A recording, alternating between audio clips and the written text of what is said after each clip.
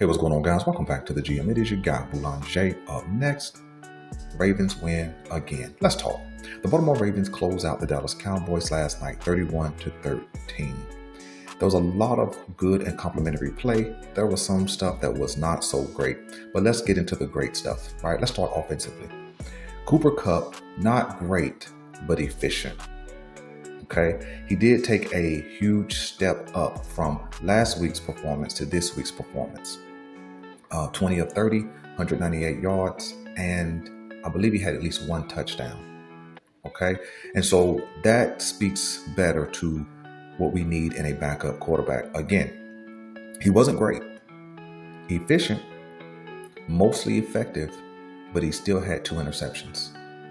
And that's the concern. This has become a trend, not a one-off, not a misread in one game, but we're seeing a trend with Cooper Rush, and it is alarming if we ever had to turn to him.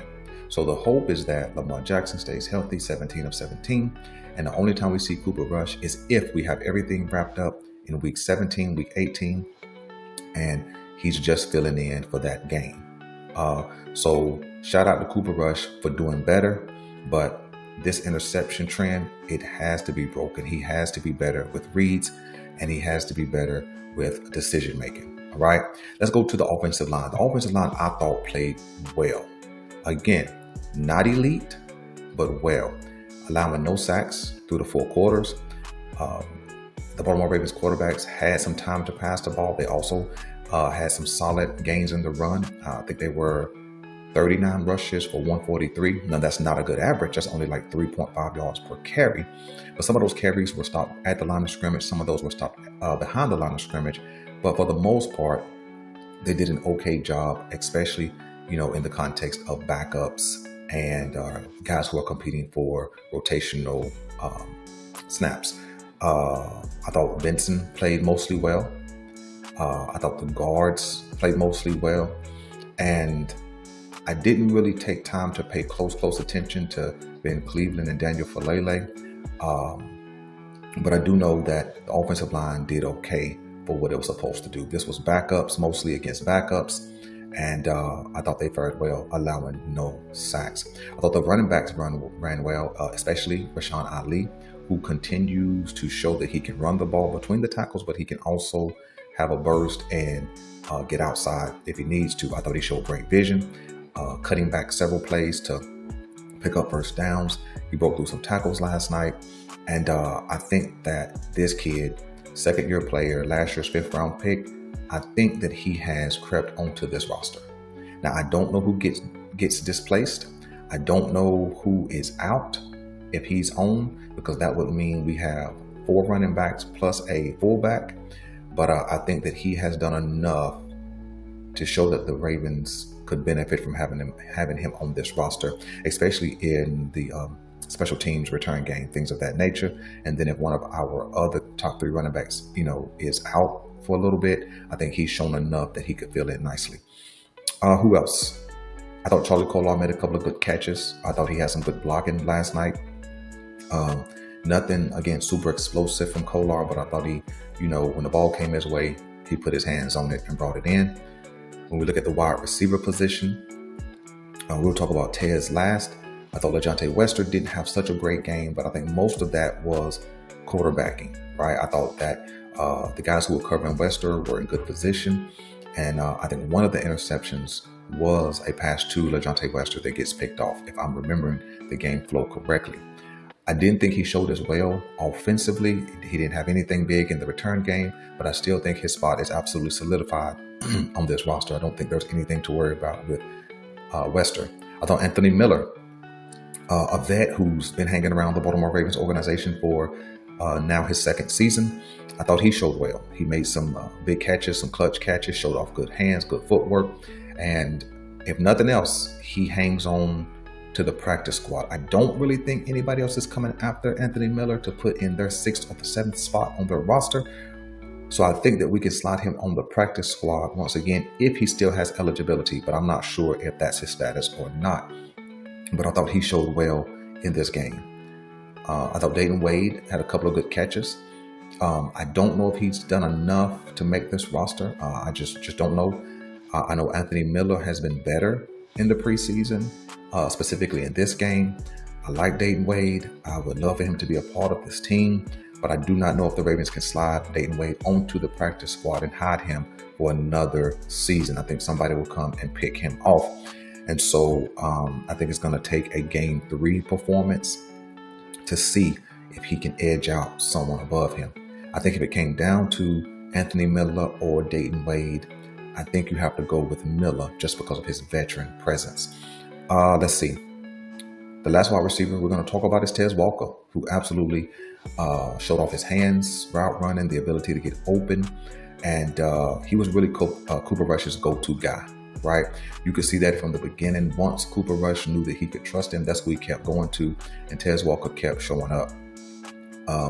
Cooper Rush and the offense did not really go deep. It was more of a intermediate route, a speed route type of game, but yet and still it was pretty effective. And Tez Walker has shown that he has grown in his catch ability. He has grown in his route running. He's not just a speed receiver at this point. So shout out to Tez. I think he's absolutely solidified himself as the number 4 wide receiver on this roster. And then therefore there will be LeJohntay Wester in that 5th spot. And I do think as of right now, the 6th wide receiver spot is still up for grabs. And so I think, again, it's going to be Anthony Miller and Dayton Wade competing for that spot. I did not mention Tylan Wallace because there's not much to mention. We have not heard much of Tylan Wallace in the offseason. We have not heard much of him in training camp. And we definitely have not heard from him in the preseason. And so I don't really know that his value is dropping, but I definitely know that his value is not on the incline because he hasn't shown anything. So I don't know what the status is going to be for Tylan Wallace. I just know that he has not shown much. Will he make the roster just based on his experience and familiarity with the Ravens, or will they go in a different direction? Let's jump to the defense side of the ball. When we think about the defense basically pitched what you call a shutout. They allowed no touchdowns. They had, I think, 3 sacks, maybe 4 sacks, an interception. And again, backups against backups, with the exception of Malachi Starks, they basically shut down the Dallas Cowboys offense, right? When you go midway into the second quarter and you allow a negative 5 yards, you close out the half only allowing 32, 33 yards, you've really done a good job. We stopped the run. The Dallas Cowboys only finished with 55 yards or less. We stopped the pass. I think they only had 130 or less. So combined, they had less than 180 yards in 4 quarters of football. And again, yeah, they were playing backups, but so were we. Some standouts. I thought Aeneas Peoples gave some good pressure up the middle. There was a couple of different times where his name was called. I thought that the edge rush was okay. Malik Ham, who probably will not make this roster, he'll probably be able to be on the practice squad, had a couple of good plays. A secondary play, I thought Keon Martin played well in coverage against the run, making tackles, pass defenses. I thought that Malachi Starks played well in the moments that he was there. Big hit, good in coverage. Let me see who else stood out. I thought Lowry, UDFA cornerback, I thought that he was good in coverage. Heard his name called a couple of times over the telecast. Let me see who else in that secondary. I thought Bo Braid and Sanusi Kane played well against the pass and in the run. It was just really a solid performance from the secondary, just kind of corralling the Dallas Cowboys wide receivers. Let me see who else. I think that's it. And then when you come down to the middle of the defense, I thought Teddy Buchanan and Jay Higgins both played super well, both against the run and definitely against the pass. I thought Teddy Buchanan was a guy who jumped off the screen a couple of different times. Speed, athleticism, we definitely saw on display. Jay Higgins, smarts, tackling ability, definitely was on display. And so I think that when we look at the depth, because this is one of those games where you have to inspect the Baltimore Ravens depth, I thought that it was on good display last night. A couple of different guys are going to make it difficult for the Baltimore Ravens to make cuts basically in 1 week. Excuse me. When you really think about it, I do not think Keon Martin makes this roster, but I think that he's absolutely a practice squad candidate. We'll have to wait and see. I think Ruben Lowry may make this roster. I do. I think he will make this roster just based on what he's shown in camp, and then that has translated not into interceptions, but that has translated to what we see on the field as well. Just being in good coverage, being around the ball, defending some passes, things of that nature. I think Jay Higgins at this point has played himself onto this roster. The video pregame was cracking the roster, and these are some guys I think who have cracked the 53-man. I think Jay Higgins has played himself onto this roster. I think the 4 linebackers at this point in time are Roquan, Higgins, Buchanan, and Trent Simpson. I think Holcomb or Hummel is the odd man out. Now, they may want to keep him because of the veteran presence, but there is nothing we've seen on tape or heard from practice that says he should be on the roster over Jay Higgins. When we look into the trenches, I still don't know what's going to happen with Aeneas Peoples. I really like this kid. I think he has a lot of potential. And he's done some good things, but I don't know if he's done enough to uproot somebody who's playing ahead of him. I just don't know. When we look offensively, nothing new stands out.